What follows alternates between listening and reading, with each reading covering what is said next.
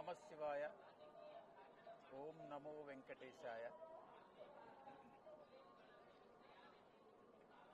ప్రజల తరఫున, ప్రజల కోసం, ప్రజాపక్షంగా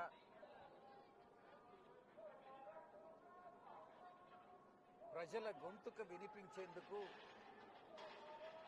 ప్రజావాణిని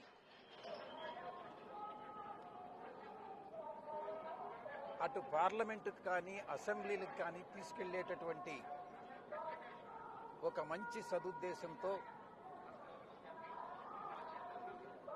ప్రజల తరఫున అటు లాయర్గా కానీ ప్రతినిధిగా కానీ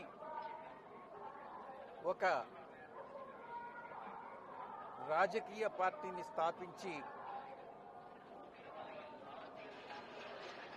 ఒక రాజకీయానికి, సరికొత్త రాజకీయానికి ఆంధ్ర రాష్ట్రంలో శ్రీకారం చుట్టాలన్నటువంటి ఉద్దేశంతో దేవదేవులైనటువంటి శ్రీ వెంకటేశ్వర స్వామిని దర్శించుకుని ప్రార్థించడం జరిగింది. అదేవిధంగా రాష్ట్రంలో కానీ దేశంలో కానీ వర్షాభావం లేకుండా, ఎల్నినో ప్రభావం లేకుండా రైతులందరూ కూడా సుభిక్షంగా ఉండాలనని,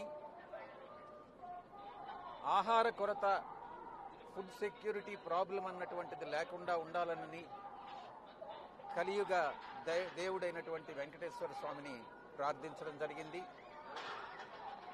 ఇక్కడ రాజకీయాలకు తావులేదు కాబట్టి ఈ యొక్క మాసంలోనే నేను తదుపరి రాజకీయ ప్రణాళికని పత్రికాముఖంగా పాత్రికేయ మిత్రులతో విజయవాడలో పాలుపంచుకోవడం జరుగుతుంది. ధన్యవాదాలు. Thank you.